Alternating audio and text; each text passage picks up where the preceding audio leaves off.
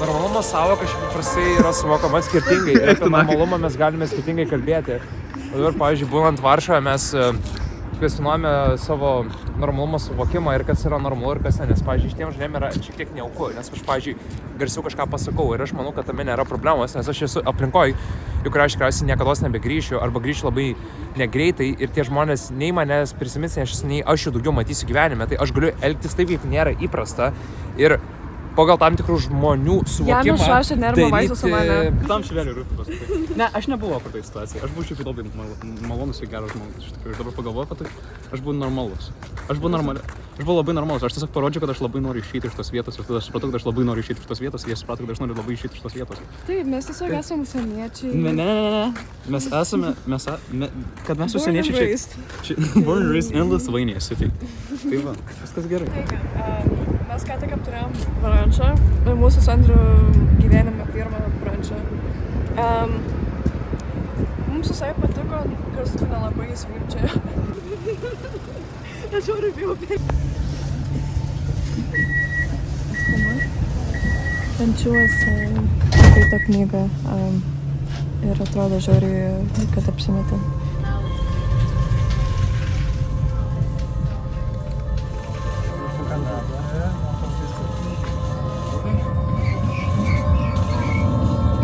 Negimė mumise aplinkos atvaizdai, kančios ūkis, miesto rūsys, buveinė netikra, pačių mūsų patirta.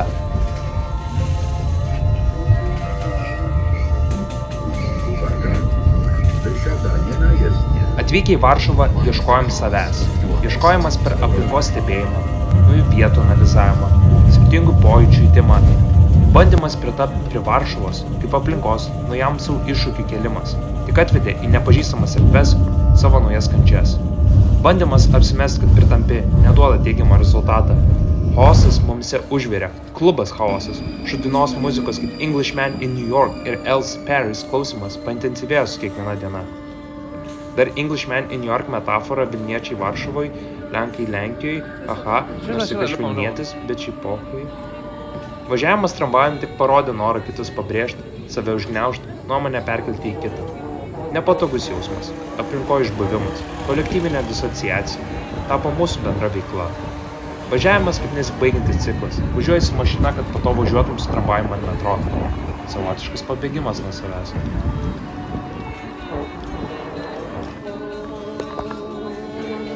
Liftas. Varšuvos kultūros ir mokslo rūmai, Stalino pyragas, gražus bet kartu nykus šedevras, miesto pažiba, garsiausias bokštas, iš aukštumos stebintis visą centrą. Kažką pritamsim Foucault kalėjimų knyga ir panarkotikonų. Šalta miesto atmosfera jautėsi artima, bet ne kaip artima aplinka, o kaip artimas jausmas buvimas jau artimoje aplinkoje. Varšuva reklamų miestas. Reklamų ir veidrodžių. Varšuva veidrodžių miestas. Atspindžių gausa žmonėse ir languose, bokštuose ir arkose. Bromų ieškojimas dažnas, bet tik nes gražių yra. Vilniui tai nėra. Varšuvai geresnė bromų. Bromų kultūra, bromų restauravimas, bromų pasididžiavimas. Bromų iš aukštai nesimato. Bokštas priešpriešo bromų.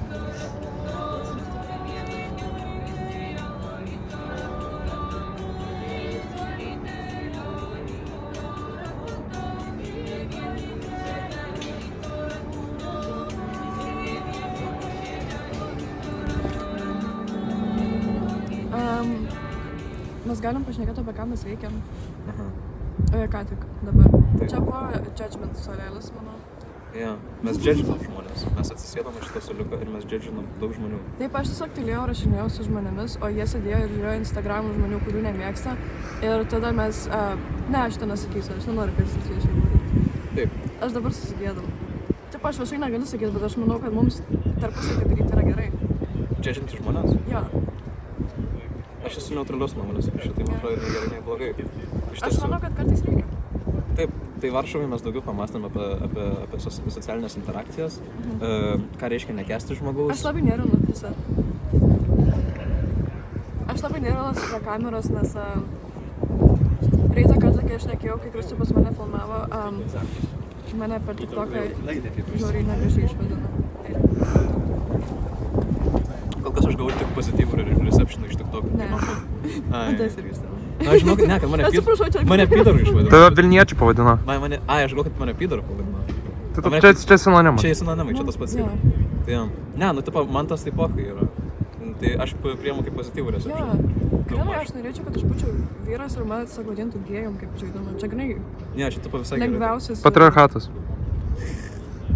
Lengviausias žaidimas priimti. Ne, ta pačia labai lengva. Ta pati tiesiog pasakai, ok, tipo viskas. Jo, ką dar galime pasakyti apie Varšuvą? Galime pasakyti, kad šiaip labai gražus dabar pastatai. Pavyzdžiui, tas pastatas, nu gražus pastatas yra. Aš jį filmavau jau tai. Ai, tai labai gerai, tu galėsi čia uždėti tą pastatą.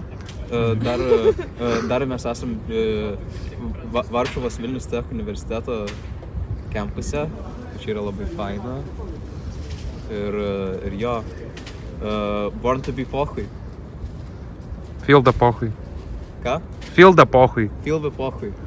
Radistai. Radistai. Aš nesijaučiu labai radistiškai dabar. Aš irgi ne. Okei, užteks. Aš per daug nervų suprantu, kai kamera manęs, aš tiesiog per daug nesąmonės pradėsiu sakyti. Tai va.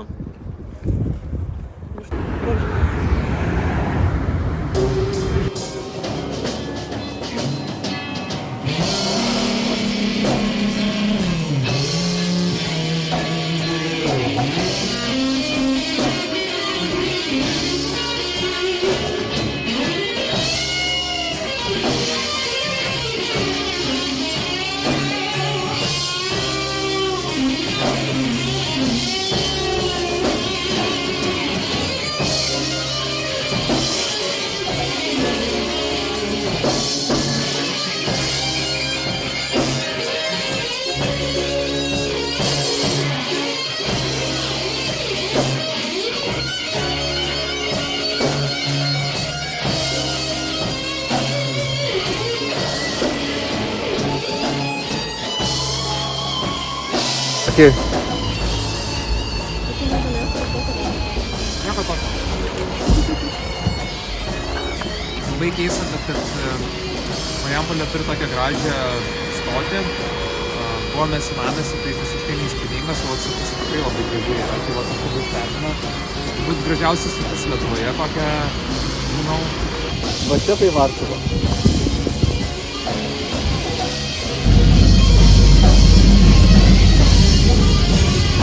Galvojau, pabėgsiu nuo savęs. Visą laiką neigiau savo egzistavimą. Nesuvokiau, kas vyko. Nemašiau apie realybę. Savianalizės sąvokos nesuvokimas. Vengimo dar net nepasiekimas. Suprasti savo jausmus užtrunka ilgą laiką. Psichologinis gydymas, psichoterapeutai, psichiatrai, vaistai, pačių savo veiksmų ir jausmų suvokimas. Tik itin didelis vengimas. Atsiranda. Depresijos ir įvairių sutrikimų gydymas per savirealizaciją kūryboje. Vaizdo įrašas, filmas, šiame filme.